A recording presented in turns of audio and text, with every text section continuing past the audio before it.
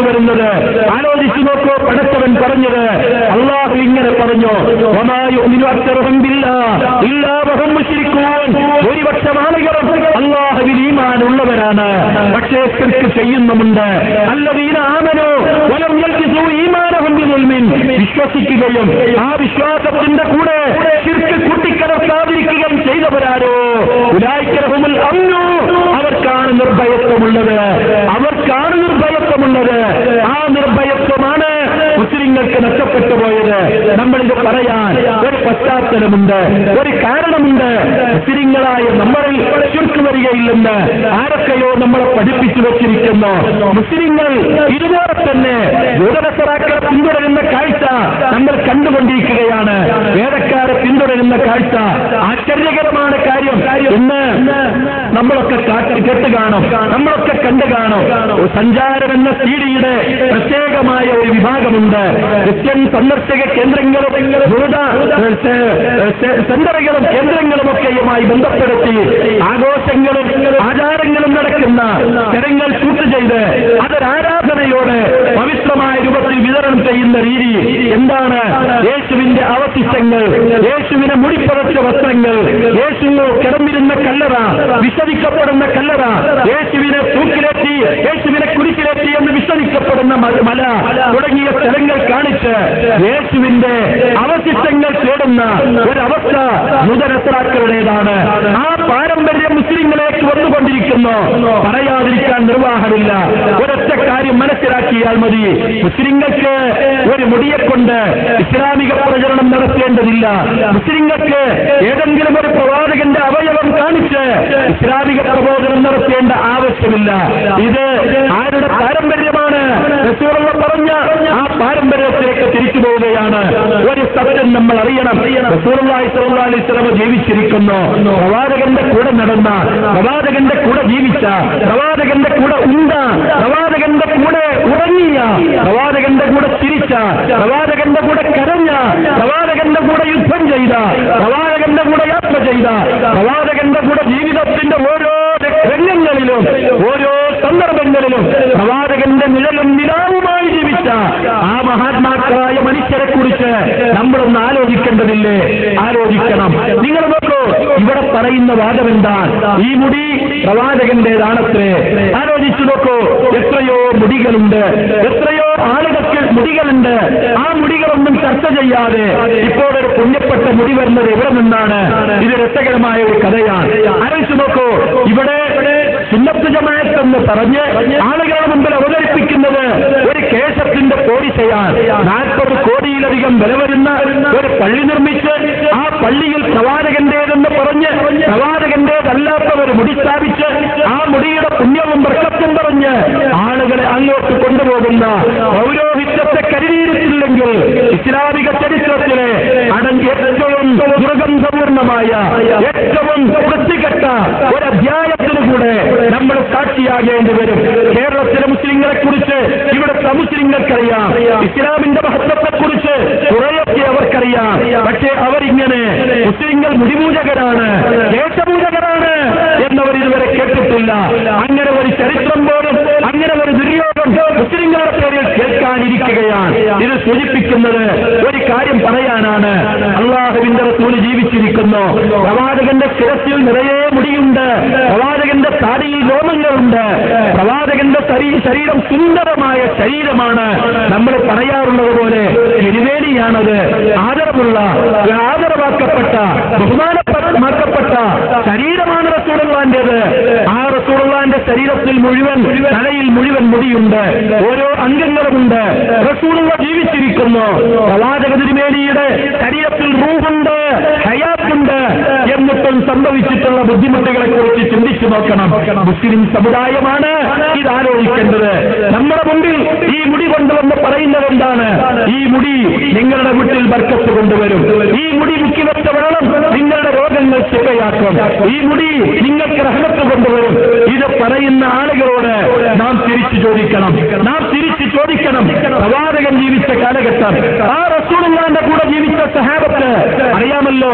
പ്രവാചക തിരുമേനിയുടെ മദീനപ്പള്ളിയുടെ ഒരോരത്ത് തായ്പ് കെട്ടി 300 ചില്ലുവാനം സഹാബത്താണ് ആ കൂടിയത് ഉടുക്കാനില്ലാതെ ഉണ്ണാനില്ലാതെ കഷ്ടപ്പെട്ട് ബുദ്ധിമുട്ടി പ്രയാസമനുഭവിച്ച് ആ പള്ളിയുടെ തായ്പിൽ കഴിഞ്ഞുകൂടിയ ആളുകൾക്ക് അല്ലാഹുവിന്റെ റസൂല് ഇതാ പിടിച്ചോ ഓരോ മുടി നിങ്ങളുടെ ദുരിതങ്ങൾ നീങ്ങിപ്പോകും എന്ന് പറഞ്ഞ് ആ മുടിമുക്കിയ വെള്ളം കുടിപ്പിച്ച് അവരുടെ വയറിറക്കിയിട്ടില്ല, അവരുടെ വശപ്പടക്കിയിട്ടില്ല. ആരാണിത്? അഹ്ലുസ്സുഫ. അഹ്ലുസ്സുഫ എന്ന പേരിൽ അറിയപ്പെടുന്ന അവരുടെ നേതാവ് ആരാണെന്നറിയുമോ? അബൂ ഹുറൈറ റളിയല്ലാഹു അൻഹു. അദ്ദേഹം പറഞ്ഞത് ഇബ്നു മുൻദിർ തന്റെ തഹ്രീമുൽ പറഞ്ഞിട്ടുള്ള ഒരു സംഗതി നോക്കൂ നിങ്ങൾ. അദ്ദേഹം പറയുന്നു, നമസ്കാരം കഴിയും, അല്ലാഹുവിന്റെ റസൂല് നമസ്കാരം കഴിഞ്ഞ് പള്ളിയിൽ നിന്ന് പുറത്തു പോകുന്നതിന് മുമ്പ് സഹാബത്ത് പള്ളിയിൽ നിന്ന് പുറത്തു പോയി തുടങ്ങും.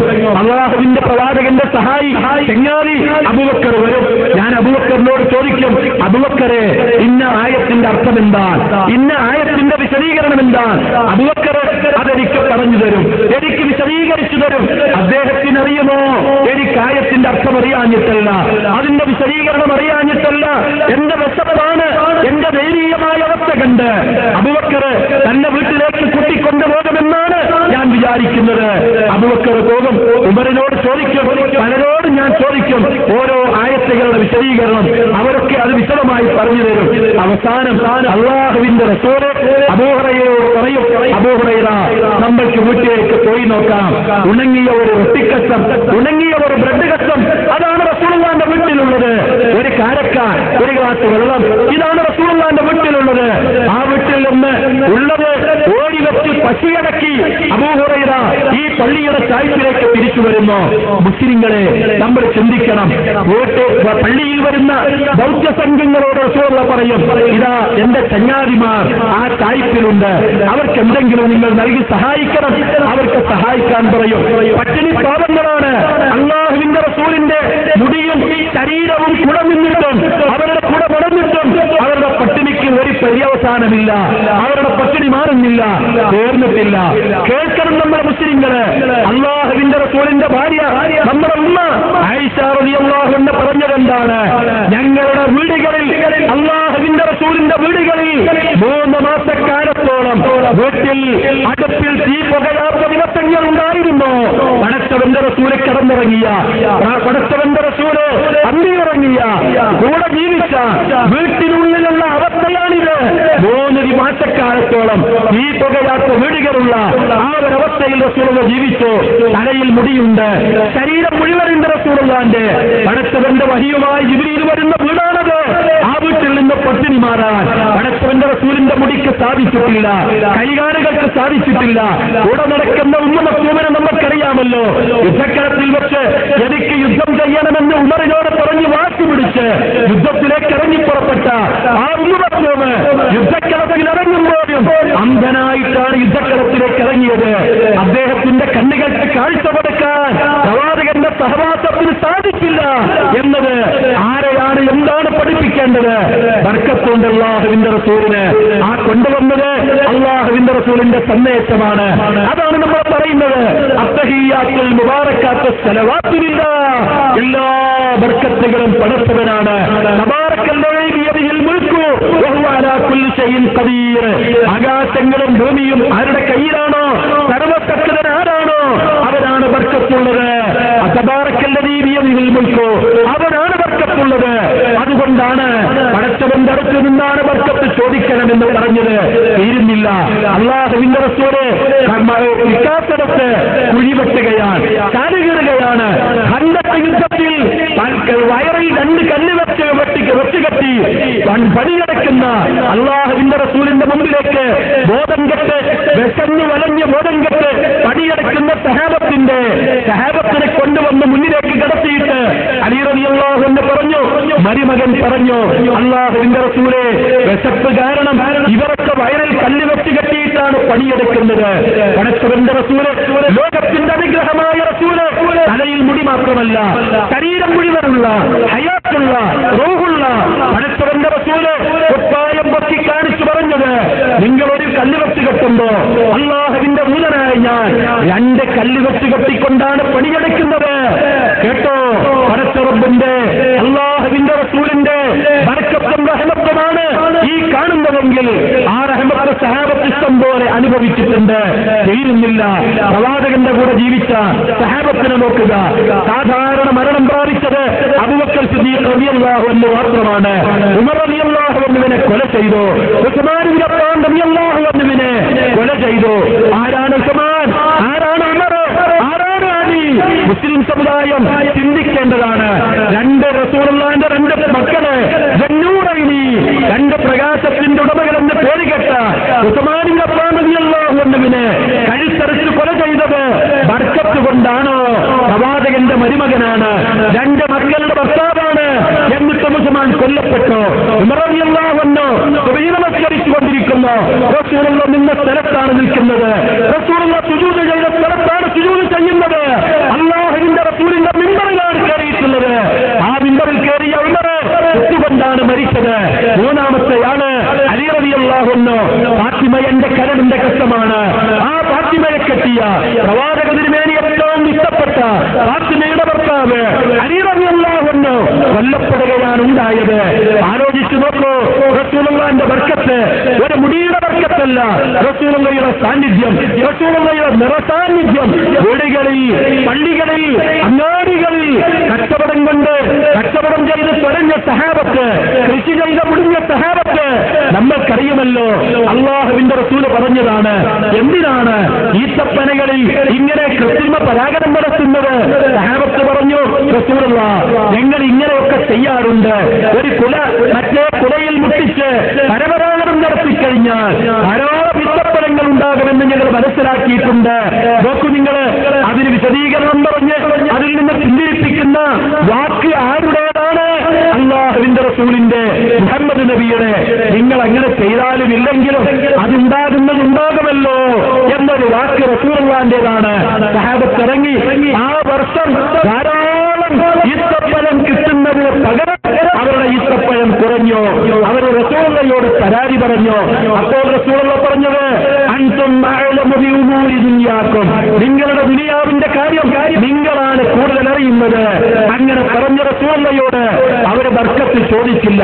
ബർക്കത്ത് റസൂലുള്ളാഹിയിൽ നിന്ന് പ്രത്യേകം അവർ ഏറ്റുവാങ്ങിയില്ല. അവരൊരു ബർക്കത്തെടുത്തു. ആ ബർക്കത്ത് ഹിദായത്തായിരുന്നു.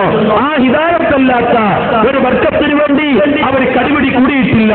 റസൂലുള്ളാഹിയുടെ പല അവശിഷ്ടങ്ങളും അവരെടുത്തു വെച്ചിട്ടുണ്ട്. പ്രവാചകനോടുള്ള സ്നേഹം കാരണം ഉപ്പ മരിച്ചാൽ ഉപ്പയുടെ കണ്ണടയെടുത്തു വെക്കുന്നത് പോലെ, മേശയെടുത്തു വെക്കുന്നത് പോലെ, വീടിലെ ഉപകരണങ്ങൾ എടുത്തു വെക്കുന്നത് പോലെ, വസ്ത്രം സൂക്ഷിക്കുന്നത് പോലെ, മുസല്ലയെടുത്തു വെക്കുന്നത് പോലെ അല്ലാഹുവിന്റെ റസൂലിന്റെ വസ്ത്രം ചില സഹാബത്തെ സൂക്ഷിച്ചു വെച്ചു.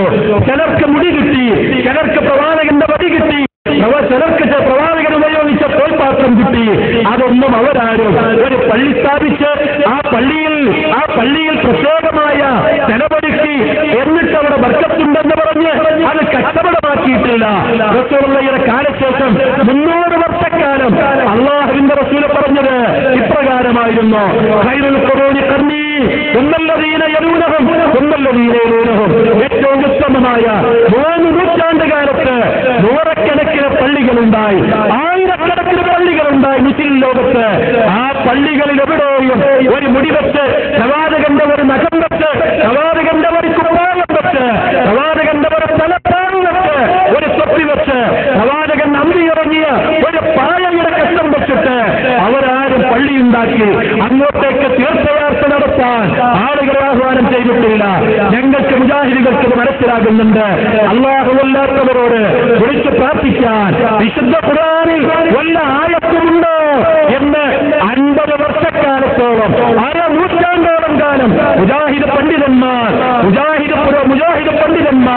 പുരോഹിതന്മാരോട് വെല്ലുവിളിച്ചു. 50 വർഷക്കാലത്തോളം. ആ 50 വർഷക്കാലത്തിനിടയിൽ അബ്ദുൽ ഖാദർ മുസ്ലിയാർ, ഫാദിൽ അഹമ്മദ് കുട്ടി മുസ്ലിയാർ, ഇ.കെ. ഹസൻ മുസ്ലിയാർ, അബൂബക്കർ മുസ്ലിയാർ തുടങ്ങിയവരൊക്കെ ഉണ്ടായിരുന്നു. അവരാരും അതിനൊരു ആയത്തോതിയിട്ടില്ല.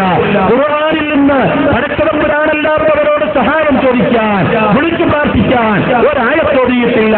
ആ ആയത്തോതിയ വിദ്വാനാണ് ഈ മുടിയുമായി ഇപ്പോൾ രംഗത്ത് വന്നിട്ടുള്ളത്. പടച്ചവന്റെ കലാം കൊണ്ട് ഇസ്ലാമിൽ ഏറ്റവും വിരോധിച്ചിട്ടുള്ള പാപം ചെയ്യാൻ ആഹ്വാനം ചെയ്ത ഒരു പുരോഹിതനിൽ നിന്ന് ഇതിലപ്പുറവും നടക്കും, ഇതിലപ്പുറവും സംഭവിക്കും. അതുകൊണ്ട് മുസ്ലിങ്ങളെ 100 കണ്ണുകളുമായി ജാഗ്രതയോടെ നിലകൊള്ളുക. ഇതിലും വലിയ തട്ടിപ്പ് പ്രവാചകൻ തന്നെ കിനാവ് കാണിച്ചെന്നും പ്രവാചകനെത്താൻ കിനാവ് കണ്ടെന്നും തനിക്ക് നൽകിയ നിർദ്ദേശമാണെന്നൊക്കെ ഒരുപാട് കളവുകൾ ഇനിയും നമ്മൾ കേൾക്കാനിരിക്കുന്നു. ഈ തട്ടിപ്പിൽ നമ്മൾ ഭാഗമാകരുത്, ഈ വഞ്ചനയിൽ അകപ്പെട്ടു പോകരുത്, ഈ ചൂഷണം തൊട്ടറിക്കേണ്ടതുണ്ട്. ഈമാനിന്റെ തഖ്വയുടെ ബലം കൊണ്ട് വേണമത്. അതുകൊണ്ടാണ് മുജാഹിദുകൾ പറയുന്നത്, മുസ്ലിങ്ങൾ ശിർക്ക് ചെയ്യാതിരിക്കണമെങ്കിൽ അവരെ ഖുർആൻ അനുസരിച്ച് ജീവിക്കണം, അള്ളാഹുവിന്റെ കലാമനുസരിച്ച് ജീവിക്കണം, അള്ളാഹുവിന്റെ റസൂലിന്റെ ശരീഅ അനുസരിച്ച് ജീവിക്കണം. ആ റസൂലുള്ള കൊണ്ടുവന്നതാണ് നമ്മൾ പിൻപറ്റേണ്ടത്. റസൂലുള്ള പറഞ്ഞത്, പൊതു അന്നീ മനാസിക്കും, നിങ്ങൾ എന്നിൽ നിന്ന് ആരാധനകൾ സ്വീകരിക്കണമെന്ന, എന്നിൽ നിന്ന് മുടി സ്വീകരിക്കണമെന്നല്ല, എന്റെ ശരീരം നിങ്ങൾ സ്വീകരിക്കണമെന്നല്ല, എന്റെ ഉടുപ്പ് സ്വീകരിക്കണമെന്നല്ല, ഞാൻ നിങ്ങൾക്ക് ഒഴിവാക്കി പോകുന്നത് എന്റെ മുടിയും തലപ്പാവുമാണ് എന്നല്ല, ഖുർആൻ സുന്നത്തുമാണ് എന്നാൽ അതാണ് മുറുകെ പിടിക്കേണ്ടത്, അതാണ് അവലംബിക്കേണ്ടത്. എങ്കിൽ അയാൾ വഴിവിളക്കുകയില്ല. അതാണ് മുജാഹിദ് പ്രസ്ഥാനം നാളിതുവരെ 1 നൂറ്റാണ്ടോളം കാലമായി ആളുകളോട് പറഞ്ഞുകൊണ്ടിരിക്കുന്നത്. അതുകൊണ്ട് ശിർക്ക് വരരുത്, പടച്ചവനോട് മാത്രം